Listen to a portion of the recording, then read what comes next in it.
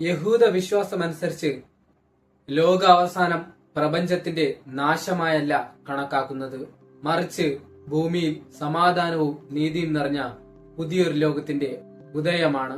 അപ്പോൾ സമാധാനം നിറഞ്ഞ ലോകം എങ്ങനെയായിരിക്കും ഉണ്ടായി വരുന്നത്? കഴിഞ്ഞ വീഡിയോയിൽ സൂചിപ്പിച്ചതുപോലെ ഇതിൽ മനുഷ്യരുടെ പങ്ക് എന്തായിരിക്കും? അതേക്കുറിച്ച് നമുക്കൊന്ന് നോക്കി വരാം.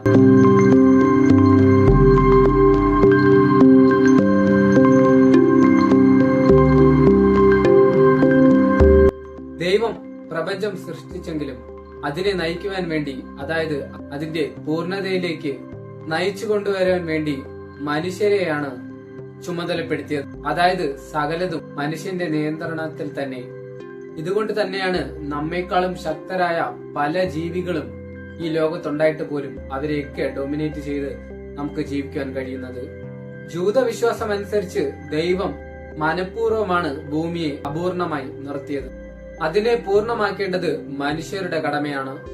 കടമയെന്ന് വെറുതെ പറഞ്ഞതല്ല, ഓരോരുത്തരും മനുഷ്യരുടെ, അതായത് അവരുടെ പ്രവർത്തികൾ ശരിയായി ചെയ്തെങ്കിൽ മാത്രമേ ലോകം നല്ല രീതിയിൽ മുന്നോട്ട് പോകൂ. മറിച്ച് അതിനെതിരെ പ്രവർത്തിക്കുന്ന ഓരോ വ്യക്തിയും നമ്മുടെ ഈ കൊച്ചു ഭൂമിയെ വലിച്ച് താഴോട്ടിട്ടുകൊണ്ടിരിക്കുകയാണ് ചെയ്യുന്നത്. മനുഷ്യരുടെ ഓരോ പ്രവർത്തനങ്ങളും അവയുടെ അതുമായി ബന്ധപ്പെട്ടുണ്ടാകുന്ന നല്ലതും ചീത്തയുമായ കാര്യങ്ങൾ നോക്കിയാൽ തന്നെ ഇത് വ്യക്തമാണ്. അതായത് ലോകത്തിന്റെ പൂർണ്ണതയിലേക്ക് നയിക്കേണ്ടത് നമ്മൾ തന്നെ. ജീവകാരുണ്യ പ്രവർത്തനങ്ങൾ, സാമൂഹ്യ നീതി നടപ്പാക്കൽ, പരിസ്ഥിതി സംരക്ഷണം നടപ്പാക്കൽ തുടങ്ങിയ ഒട്ടനവധി പ്രവർത്തനങ്ങളിലൂടെ വീണുപോയ ലോകത്തെ നമുക്ക് വീണ്ടെടുക്കുവാൻ സാധിക്കുന്നതാണ്. സ്നേഹം, സാഹോദര്യം എല്ലാം ഇവയിൽ ഉൾപ്പെടും. ഇങ്ങനെയാണ് യഹൂദ വിശ്വാസമനുസരിച്ച് മനുഷ്യർക്ക് ലോകം വീണ്ടെടുക്കുവാൻ കഴിയുന്ന പ്രക്രിയകൾ. അതായത് മനുഷ്യർക്ക് ലോകത്തെ പുനഃസ്ഥാപിക്കുവാൻ കഴിയും, അതായത് ഒരു ലോകാവസാനം വരാതെ തന്നെ. എന്നാൽ ഇത് എത്രമാത്രം പ്രാവർത്തികമാകും? അങ്ങനെ പ്രാവർത്തികമാകണമെങ്കിൽ ഓരോ മനുഷ്യരും ഉണർന്ന് പ്രവർത്തിക്കേണ്ടേ? എന്നാൽ അങ്ങനെയല്ല നമ്മുടെ ലോകത്തിന്റെ ഇതുവരെയുള്ള പോക്ക്.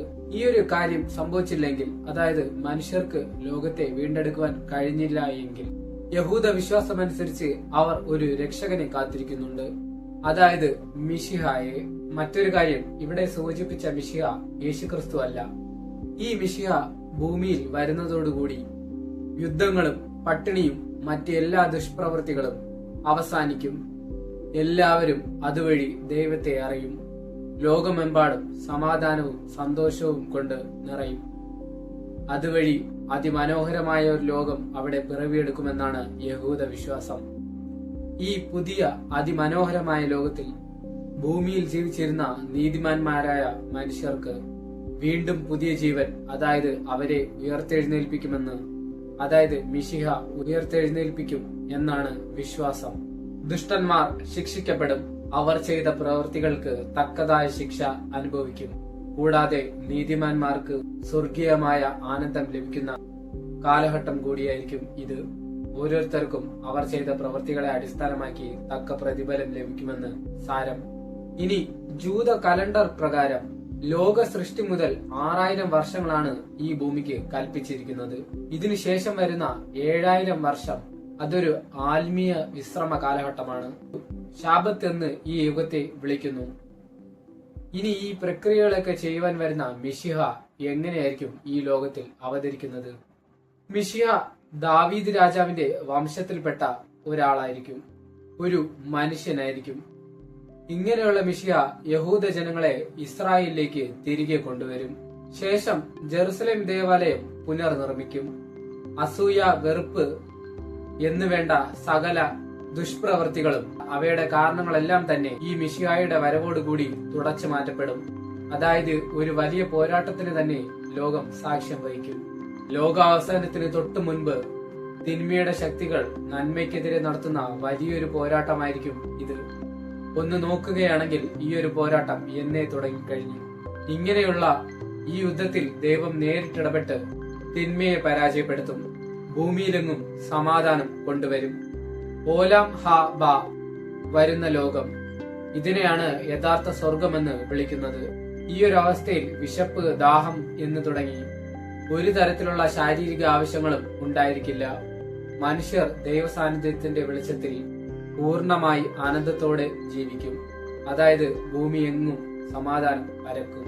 ലോക അവസാനവുമായി ബന്ധപ്പെട്ട് ഹൈന്ദവ, ക്രിസ്ത്യ, ഇസ്ലാമിക വിശ്വാസങ്ങളിൽപ്പെട്ട കാര്യങ്ങൾ നമ്മൾ നോക്കി. ഇപ്പോൾ യഹൂദ വിശ്വാസവും. ഇവയിലെല്ലാം കാണുന്ന പൊതുവായ കാര്യം, അന്തിമഘട്ടത്തിലെ സംഘർഷങ്ങൾ കഴിഞ്ഞാൽ ഒരു നല്ല കാലം പിറവിയെടുക്കും.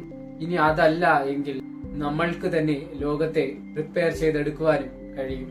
ലോക അവസാനവുമായി ബന്ധപ്പെട്ട് 4 തരത്തിലുള്ള വിശ്വാസ പ്രമാണങ്ങളുടെ കാര്യങ്ങളാണ് നമ്മൾ ഇതുവരെ നോക്കിയത്. ആ വീഡിയോകളൊക്കെ എല്ലാവരും കാണുവാൻ ശ്രമിക്കുക. നിങ്ങൾക്ക് നമ്മുടെ ലോകത്തിന്റെ ഇപ്പോഴത്തെ അവസ്ഥയെപ്പറ്റിയും ലോക അവസാനം എങ്ങനെയായിരിക്കുമെന്നല്ല, അതിലേക്ക് എന്തൊക്കെ കാര്യങ്ങളാണ് വഴിവെക്കുന്നത്, നമ്മൾക്കും അത് ചെറുക്കുവാൻ കഴിയും എന്നുള്ളതുമൊക്കെ, അത് നിങ്ങൾക്ക് ശരിയായ പൂർണ്ണമായ ഒരു ധാരണ നൽകും. അടുത്ത മറ്റൊരു വീഡിയോയിലേക്ക് നമുക്ക് വീണ്ടും കാണാം. അതുവരേക്കും നന്ദി, നമസ്കാരം.